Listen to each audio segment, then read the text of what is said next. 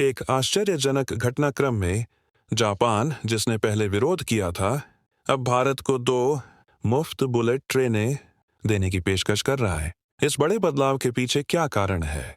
आइए समझते हैं कि इस आश्चर्यजनक बदलाव के पीछे क्या है।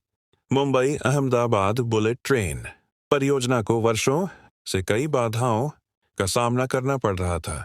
जापान ने शुरुआत में अपने वादों को पूरा करने में देरी की और लागत बढ़ा चढ़ाकर बताई, जिससे भारतीयों में निराशा फैल गई। लेकिन अब जापान ने यह घोषणा करके दुनिया को चौंका दिया है कि वह भारत को 2 E5 और E3 श्रृंखला की बुलेट ट्रेनें पूरी तरह से मुफ्त में उपहार में देगा। ये कदम दोनों देशों के बीच संबंधों में एक पूर्ण बदलाव का प्रतीक है, जो हाल तक विलंब और अविश्वास में उलझे हुए थे। जापान, जो पहले हिचकिचा रहा था, अब भारत के साथ अपने गठबंधन को मजबूत करने के लिए एक महत्वपूर्ण कदम उठा रहा है। साथ ही उसके साथ एक ऐसी परियोजना पर काम कर रहा है जो देश में गतिशीलता को बदलने का वादा करती है। जापान को इतना बड़ा बदलाव करने के लिए क्या प्रेरित किया? कई लोग सोच रहे हैं कि क्या यह पिछली गलतियों की स्वीकृति है या इस फैसले के पीछे कोई गहरी रणनीति है। परियोजना की शुरुआत में जापान को कई अधूरे वादों और कीमतों में बढ़ोतरी के कारण प्रतिरोध का सामना करना पड़ा था।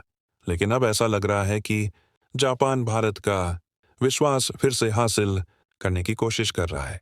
यह फैसला भले ही सद्भावना का एक कदम लग रहा हो, लेकिन यह याद रखना जरूरी है कि महाशक्तियों की दुनिया में बिना किसी रणनीतिक कारण के शायद ही कोई कुछ करता है। बुलेट ट्रेनों में अपनी विशेषज्ञता के साथ जापान जानता है कि भारत अपनी तकनीक विकसित करने के लिए पहले से कहीं ज्यादा तैयार है, और शायद यह प्रस्ताव ये सुनिश्चित करने का एक तरीका है कि भारत जापानी तकनीक पर निर्भर बना रहे। भारत में बुलेट ट्रेन लाइन का सपना 2000 में शुरू हुआ था, लेकिन भारत और जापान के बीच असली समझौता 2013 में ही हो पाया। एक समझौता ज्ञापन के जरिए दोनों देशों ने मुंबई और अहमदाबाद के बीच 508 किलोमीटर की पहली हाई स्पीड ट्रेन लाइन बनाने का संकल्प लिया।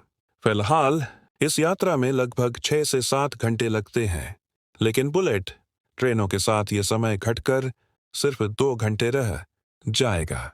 इस परियोजना को 2015 में गति मिली अकिंबा ओइसी ये करी जब तत्कालीन भारतीय प्रधानमंत्री नरेंद्र मोदी ने जापान की यात्रा की और प्रधानमंत्री शिंजो आबे के साथ एक बड़ा समझौता किया। जापान ने भारत को मात्र 0.1% की ब्याज दर पर 50 वर्षों की चुकौती अवधि के साथ 81 अरब रुपये का ऋण दिया। और जापान ने न केवल अपना धन दिया, बल्कि अपनी अत्याधुनिक तकनीक भी प्रदान की और अपनी प्रसिद्ध शिंकानसेन तकनीक भारत के साथ साझा की। परियोजना के दौरान जापान ने ट्रेनों में महत्वपूर्ण बदलाव किए ताकि यह सुनिश्चित किया जा सके कि वे भारत की जलवायु के अनुकूल हों, जहां अत्यधिक गर्मी, धूल और मूसलाधार बारिश होती है। जापान ने सामान रखने की जगह बढ़ाने, शीतलन प्रणाली में सुधार करने और यात्रा को और अधिक आरामदायक बनाने के लिए डिजाइन में भी बदलाव किए। लेकिन असली आश्चर्य तब हुआ जब जापान ने घोषणा की कि पिछली तमाम मुश्किलों के अलावा वह अब E5 और E3 ट्रेनें मुफ्त में दे रहा है। जो सद्भावना लग रही थी, वह असल में एक कूटनीतिक कदम हो सकता है। हालांकि इससे भारत को तुरंत फायदा होगा, लेकिन सवाल यह है कि जापान ऐसा क्यों करेगा? इस पेशकश के पीछे क्या है?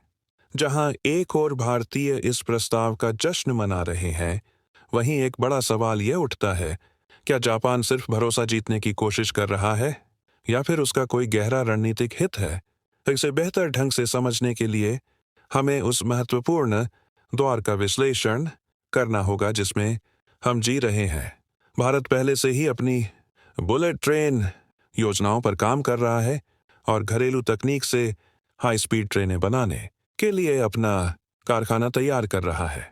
जनवरी 2025 में भारत ने घोषणा की कि चेन्नई स्थित integral coach factory Vande Bharat brand के तहत हाई स्पीड ट्रेनों का उत्पादन शुरू करेगी, जिसने घरेलू ज़रूरतों को पूरा करने की अपनी क्षमता पहले ही साबित कर दी है। जापान भारत को एक तकनीकी साझेदार के रूप में खोने के डर से इस प्रस्ताव को संभवतः यह सुनिश्चित करने के एक तरीके के रूप में देखता है कि भारत जापानी तकनीक पर निर्भर बना रहे।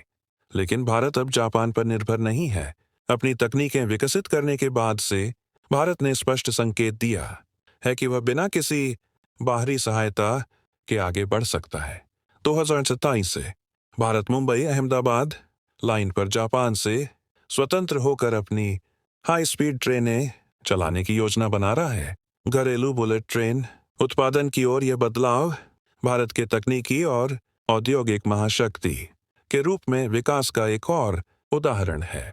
अगर जापान इस राह पर नहीं चलता तो भारत अपनी राह पर चल सकता है, जिसे जापान अच्छी तरह समझता है। तकनीकी निर्भरता के रूप में शुरू हुआ यह रिश्ता अब स्वस्थ प्रतिस्पर्धा में बदल रहा है, जहां भारत अपने पैरों पर खड़ा होने की तैयारी कर रहा है। जापान की मुफ्त रेलगाड़ियों की पेशकश भले ही उसका प्रभाव बनाए रखने की एक कोशिश हो, लेकिन भारत दिखा रहा है कि मदद के साथ या बिना मदद के वही प्रगति कर रहा है। भारत में रेल परिवहन का भविष्य आपके हाथों में है, और कौन जानता है, भारत जल्द ही बुलेट ट्रेनों में वैश्विक नेता बन सकता है और दुनिया को अपनी तकनीक पेश कर सकता है। जापान के कूटनीतिक कदम पर आपकी क्या राय है? क्या भारत अपना रास्ता खुद बना पाएगा या फिर वह जापानी तकनीक पर ही निर्भर रहेगा? नीचे अपनी टिप्पणी दें, वीडियो को लाइक करें और इस खबर के और अपडेट्स के लिए सब्सक्राइब करें। देखने के लिए धन्यवाद और अगले वीडियो में मिलते हैं।